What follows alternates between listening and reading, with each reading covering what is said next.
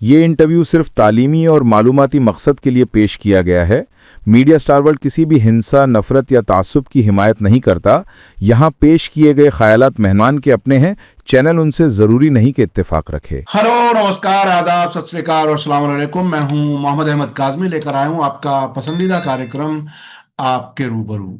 आज हम एक बार फिर जॉन दयाल साहब से बात कर रहे हैं, सीनियर जर्नलिस्ट जिन्होंने विदेशी पत्रकार के तौर पर भी कई मुल्कों में काम किया है, कई जंगें कवर की हैं और पूरी जिंदगी यानी इंटरनेशनल अफेयर्स को भी, नेशनल अफेयर्स को बहुत ही बिल्कुल जैसे हाथ की लकीरें उस तरह से जानते हैं, समझते हैं। और अमेरिका की सियासत पर कई बार हमारी उनकी बात हुई, काफी गहरी मालूमात उनकी है। और इस वक्त तो मैं समझता हूं सबसे बड़ा काम यही है कि अमेरिका का दिमाग कैसे चल रहा है, ट्रंप का दिमाग कैसे चल रहा है, वो भी हम समझने की कोशिश करेंगे। लेकिन शुरू में मैं जॉन दयाल साहब से समझना चाहूंगा कि साहब, अमेरिका ने ये कहते हुए कि आईएसआईएस, जिसे अरबी में दाइश कहा जाता है, उसके 70 ठिकानों पर सीरिया में हमले किए हैं। और उसी के साथ साथ पैरेलल खबर यह है कि अमेरिका ने सीरिया पर पाबंदियां हटा ली हैं और अहमद अल शरा शुक्रिया भी अदा कर रहे हैं। इसके क्या मानिए? नहीं, ये जो आखिरी आपने सेंटेंस बोला उसी से बात शुरू करना मांगता हूँ। जिस तरीके से मैंने खबर पढ़ी अंग्रेजी में, तो पहले शुक्रिया की खबर आई जी जी, और उसके बाद के उन्होंने अटैक किया, पहली बारी 5 लोग मार दिए और बाकी और ठिकानों पे हमला किया। सीरिया असद के जाने के बाद टोटली ही गोद में जाके बैठ गया है और उसने अमेरिका को अपना आका मान लिया है। अमेरिका से आगे क्या क्या और मिलेगा, ये देखने की बात है। उसके रेमिफिकेशन, पहला रेमिफिकेशन तो यही है कि गोलन हाइट्स का जो एक बॉर्डर माना जाता था, अब वो खत्म ही हो गया एक तरीके से। गोलन हाइट्स के इलाके में और बाकी इलाके में जो इजराइल की कुछ फौजें एक हद तक आप कह सकते थे बंधी हुई होती थी, वो फ्री नहीं होती थी कि उनको लेबनान के खिलाफ निगोशिएट किया जाए या इजिप्ट के खिलाफ भेजा जाए या फिर गाजा और ऑक्युपाइड एरियाज में भेजा जाए। अब वो फौजें एक तरीके से टोटली अवेलेबल हैं कहीं पे भी करने के लिए, और कहीं पे क्या करेंगे, फिलिस्तीनियों के खिलाफ इस्तेमाल करने के लिए उनको मौका मिल गया है। यही मेरे ख्याल है उससे बड़ी बात जो आती है वो, और वो उनको भी हम क्यों एक तरीके से ब्लेम करें। अरेबिक स्पीकिंग देशों में, और मैं अरेबिक स्पीकिंग कह रहा हूँ क्योंकि हर लोग एथनिक अरब्स नहीं है। इजिप्ट अरब नहीं है, अरेबिक बोलता है मगर अरब नहीं है। और देश भी हैं जो यमन के हिस्से और बाकी हिस्से जो अरब के नहीं है, बदावी नहीं है, फर्क उनकी एथनिसिटी है, अरबिक बोलते हैं। मगर जिस तरीके से वो खेमे में आ गए हैं, उससे आगे क्या होगा कहना मुश्किल है। उसमें ये भी देखना है कि आज हम कुछ हिंदुस्तानी पॉलिटिशियंस को सुन रहे थे, सुबह रूबरू होकर सुन रहे थे, कोई टेलीफोन पर या टीवी पे नहीं। और बड़ी बात जो आई कि जब टेररिज्म का एक तरीके से जब कंडेमनेशन होता है हिंदुस्तान में, तो उसको जो हिंदुस्तान पे जब कोई अटैक होता है उसको कंडेम करते हैं तो 2 लोग बड़ी जोर शोर से करते हैं, और सिर्फ 2 ही लोग करते हैं। पहला है इजराइल और दूसरा अफगानिस्तान। तालिबान राज कर रहे हैं, अमेरिका के बेइज्जत होकर निकलने से, बल्कि इनके हाथों में सत्ता देके चले गए वो। तो ये जो देश, तो इससे जिसको हिंदुस्तान की फॉरेन मिनिस्ट्री में वाना कहा जाता है, West Asia and North Africa, इसकी राजनीति में जो अंदरूनी चेंज आया है, उसकी वजह से ऑयल का चेंज आया है, उसकी वजह से फौजों का चेंज आया है, उसकी वजह से आर्म्स ट्रेड में चेंज आया है। ये बड़ी गहराई से पढ़ना पड़ेगा कि इसके अल्टीमेटली पैलेस्टीन के ऊपर क्या असर होगा, इसका असर ईरान पे क्या होगा। ये देखने की बात है, क्योंकि बाकी देश तो एक तरीके से आप कह सकते हैं कि एक दूसरे के साथ संधि कर चुके हैं, एक दूसरे के कोलिशन में है। एक कोई सेंट्रो तो चला गया कब का, मगर एक तरीके से सब एक ही खेमे में आ गए हैं, नेटो के और मैं अमेरिका। आगे आगे बढ़ने से पहले मैं थोड़ा सा ये समझना चाहूंगा, अभी तकरीबन 1 हफ्ते 10 दिन पहले सीरिया में एक जगह बैत जिन बताई गई, वहां पर इजराइलियों पर हमला हुआ और फिर इजराइलियों ने वापस जवाबी हमला किया और एक जमात का नाम दिया गया जमा इस्लामी, तकरीबन जमात इस्लामी आप अगर हिंदुस्तानी जबान में कहें, और उसके लोगों को इजराइल ने गिरफ्तार किया। और उसके अलावा कहीं कहीं हमले हो रहे हैं, जो अहमद अल शरा की फौज है उनके फौजियों पर भी हमले हो रहे हैं सीरिया के अंदर।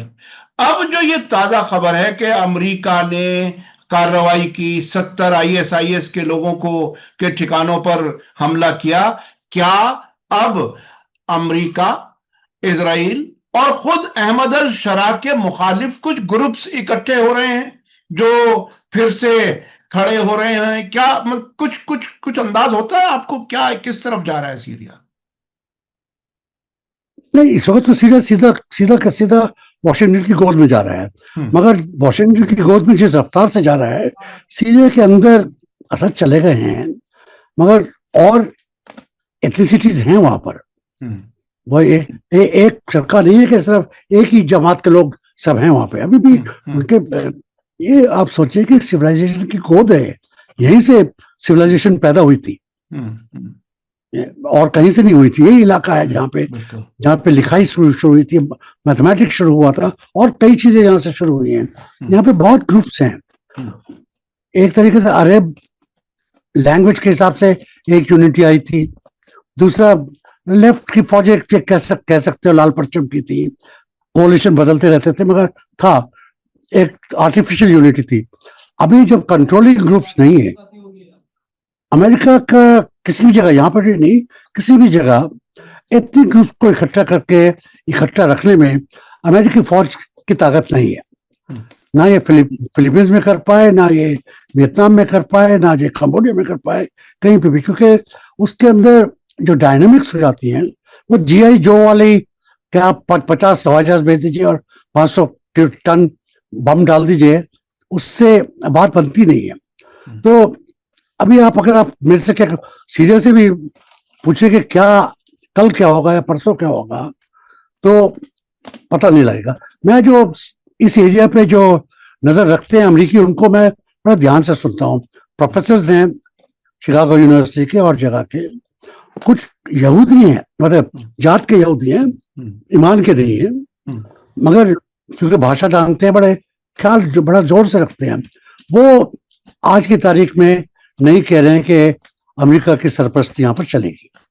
उनकी दो वजह है। एक तो वजह यही है कि अमेरिका की जो आज की करंट सरकार है, ये कितना भी हल्ला मचा ले डोनाल्ड ट्रंप, मगर उसके अंदर इतने इंटरनल प्रेशर्स हैं, कानूनी प्रेशर्स हैं कि कल क्या होगा कहना मुश्किल है। अब ये एप्स्टीन टेप्स की बात आ रही है, जैसे एप्स्टीन टेप्स की शायद आपके इलाके में लोग ना जानते हो। एप्स्टीन का मतलब, ये एप्स्टीन है कौन सा हैवान था? ये मर गया, मगर कैसा हैवान था? ये सेक्स स्टेट के लिए कम उम्र के नाबालिग बच्चों का बिजनेस करता था। इसका मेन बिजनेस यही था। उसमें ये पॉलिटिशियंस, अमेरिकी बिल गेट्स जैसे खरबपति, और ऐसा कोई अमेरिकन पॉलिटिशियन नहीं है, राइट का, लेफ्ट का, डेमोक्रेट का और रिपब्लिकन का, जो इनके चुंगल में ना आया हो। ये ब्लैकमेल करते थे, किसके लिए करते थे, क्यों करते थे? डोनाल्ड ट्रंप से, बाकी जगह तो और बात है, डोनाल्ड ट्रंप से खास इनके खसूसी और नजदीकी रिश्ते थे। लोगों का कहना, अमेरिकी प्रेस में, हम दिल्ली में बैठ के क्या बात बना सकते हैं, अमेरिकी प्रेस में कहना है कि डोनाल्ड ट्रंप की जो आजकल के पिछले 20 साल से उनकी बीवी हैं, इनकी मुलाकात भी ट्रंप से एप्स्टीन के कैंप में हुई थी, जहां पर उन्हीं की उम्र की सेंट्रल यूरोपियन लड़कियां डोनाल्ड ट्रंप और उनके बाकी दोस्तों के साथ मिलजुल रही थी। उसमें से एक तकदीर वाली थी, उसने डोनाल्ड ट्रंप से शादी कर ली और आज वो अमेरिका की फर्स्ट लेडी है। तो आप समझ सकते हैं कि एक मरूम आदमी जिसकी हैवानियत की हद नहीं थी, उसने अमेरिकन पॉलिटिक्स को किस हद तक पकड़ रखा था। अभी किसी तरीके से डेमोक्रेट्स एक सीनियर कोर्ट से, हाई कोर्ट कह सकते हैं, एक उनसे जजमेंट लाए कि 24 तारीख से पहले पहले सारे डॉक्यूमेंट्स आपको देने हैं, क्योंकि ये मर चुके हैं। इनके डॉक्यूमेंट्स, इनकी फोटोग्राफ्स, इनके सीक्रेट लेटर्स, इनको जो लोगों ने लिखे, जिसमें इंग्लैंड के राजकुमार भी हैं और अमेरिका के अरबपति भी हैं, ये आपको पब्लिश करने हैं। तो कल हमारी कल जो थी उनकी रात को कुछ हद तक ये डॉक्यूमेंट्स पब्लिश हुए, मगर क्योंकि डोनाल्ड ट्रंप राज कर रहे हैं आजकल, उन्होंने अपनी पुलिस को हिदायत दी थी, FBI को और बाकी लोगों को, कि जितना डिले कर सकते हैं आप करिए। तो जो कल तक जो डॉक्यूमेंट्स रिलीज किए गए हैं वो एंटी डेमोक्रेट्स हैं, कि जिसमें से बिल क्लिंटन इस मरदूद आदमी के साथ थे, फला फला आदमी थे, एक जो जिसको हम लोग कह सकते हैं लेफ्टिस्ट रेवोल्यूशनरी है, उसकी भी तस्वीर दिखाई गई है। बिल गेट्स, जो कि कभी दुनिया का सबसे अमीर आदमी होता, ये इस दूसरे एक्स के आने से पहले, मस्क के आने से पहले, उसकी तस्वीर दिखाई गई है। मगर रिपब्लिकन्स की और डोनाल्ड ट्रंप की तस्वीरें अभी भी नहीं दिखाई गई हैं। और इनकी भी जो तस्वीरें दिखाई गई हैं उनमें लड़कियों के चेहरे और कईयों में आदमियों के चेहरों को भी, हम तो कहेंगे कालिक पोत दिए, मगर उन्होंने इंक कर दिया, उसको एडिट कर दिया है। और ब्लैक इंक से किया है, तो हिंदुस्तानी जुबान में उसका दो मतलब हो सकते हैं। जी जी बिल्कुल। तो ये जो, हाँ, इससे जो एक अमेरिकी राजनीति के ऊपर एक कलंक लग रहा है, और उसके क्या बड़ा, अभी कुछ दिनों में लंबे हॉलिडे रहेंगे, बड़े दिन के लिए, नए साल के लिए, कोर्ट्स बंद होगी, पॉलिटिक्स एक तरीके से बंद होगी, सब लोग अपनी कॉन्स्टिट्यूंसीज में, अपने छोटे शहरों में जाते हैं, अपने बच्चों से मिलते हैं। तो ये सारा ध्यान जो अमेरिका का है, और पेंटागन का, FBI का, CBI का, सब जगह इस वक्त डोमेस्टिक इश्यूज के ऊपर इतना खिंचा हुआ है कि मेरा ख्याल है उनको यूक्रेन और इजराइल और सीरिया और पैलेस्टीन, गाजा के ऊपर भी ध्यान देने के लिए आज की तारीख में थोड़ा समय कम है। तो ये इसमें, इस इलाके में क्या होता है, देखिए, इसका मौका उठाते हुए दो चीजें हुई हैं। एक तो पुतिन ने एकदम मुकर गए, कहा कि जब तक यूक्रेन खाली नहीं करेगा उस जमीन, हम कुछ करेंगे नहीं। कल तक तो कभी थोड़ी बात चल रही थी कि शायद सुलह हो जाए, नए साल से पहले हो जाए, बड़े दिन से पहले हो जाए, सोल्जर्स अपने घर चले जाए। मगर आज की तारीख में बिल्कुल ही फिर जीरो स्टेट आ गई है। यहाँ तक स्टेट आ गई है कि क्या येलेंस्की और बाकी लोग अमेरिका जाएंगे, इनसे मिलेंगे, उसके ऊपर भी एक तरीके से आज की तारीख में एक हेज है, जिसको दिल्ली में कहेंगे कि एक धुंध छाई हुई है कि क्या होगा। तो अभी अमेरिकी अखबारों में कल रात तक के जो था, इस इश्यू के ऊपर कोई क्लैरिटी आई नहीं थी। अब मैं अपने दर्शकों को याद दिला दूं कि एप्स्टीन फाइल के बारे में हमने एक दो और इंटरव्यू पहले किए थे, जिसमें बहुत क्लैरिटी के साथ एक बात और आई थी, जो थोड़ा सा दो कदम आगे बढ़ करके मैं थोड़ा सा याद दिला दूं कि इसमें मोसाद का लिंक एप्स्टीन के साथ, और दुनिया के बहुत से मुल्कों के सियासतदान उसमें, उस फाइल में शामिल हैं। हमारे यहाँ भारत के भी कुछ बड़े बड़े नाम सामने आ रहे हैं, कुछ इंडस्ट्रियलिस्ट के नाम आ रहे हैं और सियासी नाम आ रहे हैं। तो वो नाम जब सामने आएंगे तो और बहुत तमाशा होगा। लेकिन उसमें बज़ाहिर ऐसा लगता है कि सेक्स रैकेट के जरिए दुनिया भर के सियासतदानों को ब्लैकमेल करके इजराइल के हक में फैसले कराने का एक मैकेनिज्म उन्होंने बनाया था ये, और वो जिसका भंडाफोड़ हुआ है। अच्छा, मैं अब थोड़ा सा दूसरी तरफ चलना चाहता हूं। जी, आप कुछ कहना चाहते हैं? मैं कहना ये चाह रहा था, एप्स्टीन अमेरिकी फॉरेन पॉलिसी के एक इंस्ट्रूमेंट थे, उससे उनको अलग मत कीजिए, एक इंस्ट्रूमेंट से, और बहुत पुरजोर इंस्ट्रूमेंट थे, जिसको कई सालों तक इस्तेमाल किया गया। बिल्कुल बिल्कुल, इंस्टीट्यूशनलाइज कर दिया गया था एक तरह से उस काले गोरख धंधे को। अच्छा, मैं अब थोड़ा सा चलना चाहता हूं। मार्को रूबियो ने एक प्रेस कॉन्फ्रेंस की है साल के आखिर में, 1 घंटे से ज्यादा प्रेस कॉन्फ्रेंस। उसमें बहुत ही दिलचस्प एक चीज सामने आई है, जिसमें उन्होंने कहा है कि ये जो गाजा में प्रपोज्ड इंटरनेशनल स्टेबलाइजेशन फोर्स है, उसका मैंडेट क्या होगा, ये हमें बताना चाहिए। अब ये फॉरेन मिनिस्टर भी हैं, NSA भी हैं अमेरिका के, और ये खुद अपनी सरकार से सवाल कर रहे हैं कि मैंडेट क्या होगा, ये बताइए, तभी तो हमारे साथ कुछ लोग आएंगे। तो ये जो कंफ्यूजन का इशारा दे रहे हैं वो, कि वॉशिंगटन में ये कंफ्यूजन है या झूठ बोलने की भी गुंजाइश खत्म होती जा रही है अमेरिका की? क्या कुछ है, क्या क्या नजर आ रहा है आपको? इसके दो आप कह सकते हो कि डोनाल्ड ट्रंप किस तरीके की गवर्नेंस करते हैं। हमारे यहाँ एक किस्म की गवर्नेंस होती है कि आपको कहीं पे शौचालय भी खोल रहा हो तो एक आदमी की फोटो उस पर छपानी पड़ती है आपको, है ना? तो वहां के गवर्नेंस में डोनाल्ड ट्रंप ने एक तरीके से अपने हाथ में ले लिया है। $2 बिलियन व्हाइट हाउस के डांसिंग फ्लोर के ऊपर खर्च करने थे, जिसमें पार्लियामेंट ने एक तरीके से उनको कहा था कर सकते हैं। उसको 4 बिलियन हो गए और पता नहीं लगा किस चीज पे खर्च हो रहे हैं। ये उनके अपने व्हाइट हाउस के अंदर की बात है। तो इस तरीके से टोटली सेंट्रलाइज किया हुआ है। उनके जो डिफेंस मिनिस्टर हैं एक खड़े इंसान है, जवान आदमी है, मगर जिनको सर से काम नहीं लेते हैं। वो 55 साल के जनरल्स, 4 स्टार जनरल्स को ऐसे बुलाते हैं जैसे कोई चपरासियों को बुलाता हो। तो वहां पे आप देखिए कि जो रेगुलर इंस्टीट्यूशनलाइज आर्मी है, इंस्टीट्यूशनलाइज आर्मी के पिछले चीफ ऑफ स्टाफ ने डोनाल्ड ट्रंप को ही कहा था कि आपकी अगर गैर कानूनी हुक्म है हम नहीं मानेंगे। बिल्कुल बिल्कुल। और लिखित में उसने बाकी जनरल्स को हिदायत दी थी कि कोई गैर कानूनी का एंटी कॉन्स्टिट्यूशनल हुक्म सरकार का कोई भी दे उसको आप लोग नहीं मानिए। तो यहाँ पे आपका डिफेंस मिनिस्टर बिल्कुल बचपना कर रहा है। आपका फॉरेन मिनिस्टर कम सिक्योरिटी मिनिस्टर, जो हमारे डोवाल और जयशंकर का मिक्सचर एक तरीके से कह सकते हैं, वो कह रहा है कि मेरे को बताओ करना क्या है आगे। अगर मैं नेटो को नहीं बताऊंगा तो कहां से वो हमारे साथ आएंगे, कौन आएगा? आज की तारीख में इंग्लैंड भी पैलेस्टीन को रिकॉग्नाइज कर रहा है, बाकी कंट्रीज भी यूक्रेन के ऊपर प्रेशर मार रहे हैं कि संधि कीजिए, कुछ तो कीजिए आप। तो वहां पर अमेरिका की नेटो के इलाके में, ईयू के इलाके में बहुत पकड़ ढीली साल में लगती है। एक और अहम बात मैं बताना मांगता था, माफ कीजिए, वो ये थी बड़े, और इसमें हिंदुस्तान में भी बड़ा एम्बैरेसमेंट है। नेतन्याहू के जो वॉर क्राइम्स हैं उनका मुआयना करने के लिए, उनके जज करने के लिए, जज कौन है?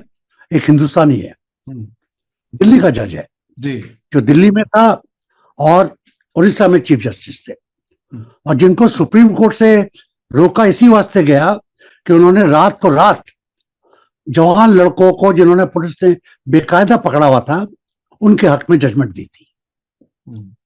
उसकी वजह से उनको पनिशमेंट ये मिला कि आपका प्रमोशन सुप्रीम कोर्ट में नहीं होगा। उस आदमी को जिसको भारत सरकार ने तिरस्कार कर दिया था, यूनाइटेड नेशन ने बुला के कहा कि आप इतने ईमानदार आदमी हैं, आप वॉर क्राइम्स ट्राइब्यूनल में इस आदमी को पकड़िए। तो यहाँ पर अब एक तरीके से हम सबों का एक नुमाइंदा ही है, एक तरीके से वो हम सबों का नुमाइंदा वॉर क्राइम्स में, नेतन्याहू के वॉर क्राइम्स को देखे गए एक एक करके। और जैसे कि हेग में ऑलरेडी पता है, वॉर क्राइम्स इतने और इतने घिनौने हैं कि आधा अंधा जज भी होगा तो जजमेंट उसकी क्या होगी हम बता सकते हैं अभी से। अच्छा, एक चीज जो और समझ में आ रही है, देखिए मार्को रूबियो जो बात कह रहे हैं कि हमें यह बताना चाहिए कि मैंडेट क्या है, वो इसलिए कह रहे हैं कि इन मुल्कों से, खास तौर पर मुस्लिम मुल्कों से और यूरोप का भी आपने कहा, उनकी तरफ से यह कहा जा रहा है कि हम निगरानी तो कर सकते हैं लेकिन हमास को निहत्था करने का काम हम नहीं करेंगे। हमास को देखिए, 2 साल की जंग हुई, उसमें वो हमास को नाकाम नहीं कर सके। एग्रीमेंट के तहत ही कैदियों को छोड़ा गया है।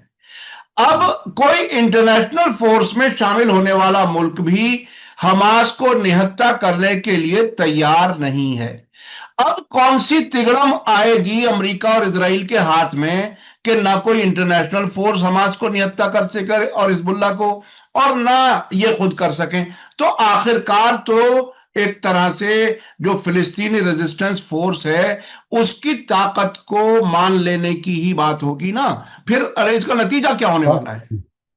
पाकिस्तान के ऊपर बहुत प्रेशर है कि जब ये बूट्स ऑन द ग्राउंड है तो फील्ड मार्शल, जो नए फील्ड मार्शल हैं, उनका बहुत प्रेशर है कि पाकिस्तान इसमें एक बहुत अहम हिस्सा करे। और अमेरिका ने जिस तरीके से उनको व्हाइट हाउस में बुलाया, 2 बार ही बुलाया, डिनर पे बुलाया, लंच पे बुलाया, जिस तरीके से जो हथियार मांग रहे हैं दिए जा रहे हैं। पाकिस्तान की फौज और कुछ नहीं हो, पुरानी ब्रिटिश फौज है, हिंदुस्तान की तरह डिसिप्लिन फौज है, वो हुक्म बजा लाती है। ये कोई अरब फौज नहीं है जो बंदूक हाथ में ले लेती है और घूम जाती है सड़क के ऊपर और किसी से भी हार जाती है, कभी जीत भी जाती है, मगर ज्यादातर तो हारती रही है पिछले 30 साल में। तो पाकिस्तान एक फल्क्रम रहेगा, एक कोर रहेगा, उसको पीस कीपिंग फोर्स कहें, डिसआर्मिंग फोर्स कहें, पुलिसिंग फोर्स कहें, क्या नाम लें, और उनको क्या हिदायत दी जाएगी, उसके साथ फिर उनके कमांड में या उनके साथ और कौन कौन देश आएंगे। अगर फौजी जवान, जिसको हम लोग हिंदुस्तान में जवान कहते हैं, सोल्जर्स अगर पाकिस्तानी है, ज्यादातर अफसर पाकिस्तानी है, तो टैंक्स कहाँ से आएंगे, हथियार कहाँ से आएगा, तेल रसद असला कहाँ से आएगा। वो तो रूबियो का एक तरीके से कहना ठीक ही है कि जब तक आपके खुद के ऑर्डर्स क्लियर नहीं है, खुद आप क्या, आपके जो एम्बेसडर्स हैं, बाकी प्रेसिडेंट्स और प्राइम मिनिस्टर्स और यूरोपियन ग्रुप को किस तरीके की हिदायत दे रहे हैं, किस तरीके से उनसे कह रहे हैं कि आप आगे आइए, मदद कीजिए, जब तक ये बात क्लियर नहीं होगी करेंगे। मगर इस वक्त क्लैरिटी देने के लिए एक ही आदमी है ना, commander in chief of the United states forces, और वह श्री डोनाल्ड ट्रंप, जो कि जिस तरीके से रोज शाम को टीवी पे आते हैं। हमारे तो साहब टीवी पे बिल्कुल अकेले बोलते हैं, वहां पे वो पूरे जर्नलिस्ट की फौज के सामने बोलते हैं, अपने हाथ को ऐसे उनके हाथ के हिलाने की आदत है ना, वो हिला के बोलते हैं, और क्या बोल रहे हैं वो समझने के लिए जर्नलिस्ट भी अपनी खोपड़ी हिलाते रहते हैं। किस तरीके का रहेगा कहना मुश्किल है। मैं अमेरिका के प्राइवेट चैनल्स भी देखता हूँ, जिसमें कई बहुत प्रो डेमोक्रेटिक चैनल हैं, कोई ऐसे चैनल्स हैं जिनके खिलाफ रोज डोनाल्ड ट्रंप खुद गाली बकता है। 2 पत्रकार हैं, खासकर 2, जिमी किमेल एक पत्रकार है, उनके ऊपर तो उन्होंने नालिश कर दी थी, उनको नौकरी से निकालने की कोशिश की, बहुत उन्होंने किया, मगर वो भी बाज नहीं आए और ये उनको कुछ कर नहीं पाए। तो जिस तरीके से जो ऑल्टरनेट मीडिया है अमेरिका का, जिसमें सीएनएन भी आप मान सकते हैं, फॉक्स को छोड़ के, उसमें अगर आप रोज देखें तो आप सोचेंगे कि क्या पगला रहा है, कौन इसकी बात मान रहा है। हर स्टेट का गवर्नर कह रहा है कि हम नहीं मानेंगे। अच्छा, बहुत ही दिलचस्प था पिछली बार जब पहले दौरे हुकूमत था उनका ट्रंप का, तो वॉशिंगटन पोस्ट हर महीने तकरीबन 20-21 तारीख को एक खबर छापता था जिसमें यह बताता था कि ट्रंप अब तक कितने झूठ बोल चुके हैं। यानी तकरीबन हर महीने की वो एक खबर उनके पास जी वो हमेशा होती थी। तो अच्छा, मैं अब चूंकि साल का आखिर आ रहा है और जैसा कि आपने जिक्र किया, क्रिसमस, बड़ा दिन, नया साल, इस सब के तरफ लोग बढ़ रहे हैं। अगर हम इस साल को, गुजरे हुए साल को हम अगर एक तरह से असेसमेंट चाहें आपसे कि दुनिया किस तरफ जा रही है, किस तरफ चली गई, कहां उसे रोकने की कोशिश की जा रही है और कहां कुछ समझ नहीं आ रहा है, क्या कुछ है, कैसे देख रहे हैं आप इसको? पहली बात तो एक बात साफ की जाए कि बड़ा दिन ईसाइयों के लिए पाक भी और खुशी का भी है, और मुसलमानों के लिए भी पाक है, क्योंकि बिल्कुल ईसा और मरियम की कहानी है। जी बिल्कुल। और वो वहां पे यहूदियों के लिए नहीं है, क्योंकि यहूदी तो अभी भी मसीहा का इंतजार कर रहे हैं। ईसा आए गए, उनको क्या फर्क पड़ता है, एक टीचर से ज्यादा मानते नहीं है। तो जो दिलों में रहम, दिलों में खुशी, फौजियों को घर जाने की दिक्कत, जो भी आप सोच सकते हैं बाकी देशों में है, इजराइल में नहीं है। इस बात को जरा ध्यान रखिए। उनके जो त्योहार थे हो चुके, खत्म हो चुके, और त्योहारों में भी दुख रहा। ऑस्ट्रेलिया में जो हुआ अच्छी बात नहीं थी। और मगर ये जो सीजन ऑफ जॉय है, ये मुसलमान अरबी देशों के लिए भी कुछ हद तक है, ईसाई देशों के लिए तो कुछ है ही, फौजियों के लिए, कुर्द के लिए, और जो वहाँ के जो छोटे एथनिक ग्रुप्स हैं, सबों के लिए कोई ना कोई इसका कनेक्ट है।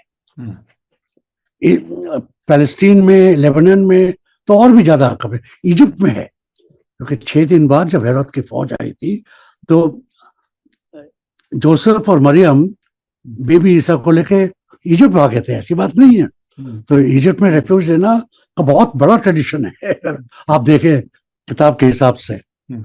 तो ये मेरा ख्याल है डिप्लोमेसी में भी और मिलिट्री पॉइंट ऑफ व्यू से याद रखना चाहिए कि बेसिकली ये ईसाइयों का और उन बुक्स के जो अनुयायी हैं, अहले किताब हैं जो ईसा के बाद आए, जिसमें रसूल थे और ईसा खुद थे, तो उनके लिए पाक है, खुशी का है, यहूदियों के लिए नहीं है। ये बात थोड़ी डिप्लोमेसी में प्यार से समझानी चाहिए लोगों को कि तभी थोड़ा सा एहतियात रखें, ध्यान रखें, बच के रहें, जो भी कर सकते हैं। अभी यहाँ पे अभी भी खाने की लाइन में ठंड से, कल ठंड से लोग मर गए। जो भी आप और मैं जो वहां पे घूम के आए हैं, हमको पता है कि कितनी ठंड पड़ती है जेरूसलम में। बिल्कुल बिल्कुल बिल्कुल। वहां पे पत्थरों के ऊपर वो क्या कहलाता है, ओस जम जाती है ना, फ्रॉस्ट जम जाती है। तो वहां पे 0 डिग्री से भी नीचे टेम्परेचर था, 6 आदमी मर गए कल। तो ये दुख की बात भी है। मगर एक बात तो खुशी की है कि अभी हिंदुस्तान के कोई सोल्जर्स इलाके में नहीं गए हैं, कोई गवर्नमेंट का प्रपोजल नहीं आया है कि हमारी पीस टीम जाए, क्योंकि वहां पे पीस टीम एक तरफा काम करेगी आज की तारीख में। और किसी हिंदुस्तानी सोल्जर जाएगा तो मेरा ख्याल है आज इस नए साल में हमको कुछ ना कुछ तो शर्म से आंखें झुकानी पड़ेंगी। अच्छा, अभी जो हमारे Modi ji prime minister Jordan गए, खास तौर पर गए, तो वो ओमान भी गए और इथियोपिया भी गए, लेकिन जॉर्डन की विजिट क्या कुछ थी, कुछ बिटवीन द लाइंस कुछ आप समझ सके क्या था वो? चूंकि जॉर्डन की जो हैसियत है उस इलाके में, वो इजराइल का नेक्स्ट डोर है, या उसका ये इजराइल मतलब वो तकरीबन एक ही जहनियत से काम करने वाले लोग हैं। तो जब रॉकेट उठता है ईरान से, तो उसके ऊपर जो पहले एंटी रॉकेट छोड़े जाते हैं वो तो यर्दन से छोड़े जाते हैं ना। जी जी जी, बिल्कुल बिल्कुल। हाँ, तो पिछले 2 साल में क्या देखा है? जी बिल्कुल। वहां से अगर एक ड्रोन उठता है तो उसको मार गिराने के लिए इजराइल तो बाद में आएगा, उसके पहले यहाँ से ड्रोन उठ के मारता है। जी, और मैं तो खुद ही तरीके से आप कह सकते हैं कि रिसीविंग एंड पे रहा हूँ जॉर्डन की, और इसके भी थोड़ा कोई एक बार की। तो आप ठीक ही कह रहे हैं, Jordan is beholden to the US का अमेरिका से बहुत गहरा है, और अमेरिका के हुक्म के ऊपर इजराइल की दोस्ती है। हालांकि वहां के किंग का एक अपना दर्जा है, एक तबके के मुसलमानों में एक उनका रुतबा है, वो तो है, उसका फायदा उठा के अमेरिका उनका फायदा उठाता है।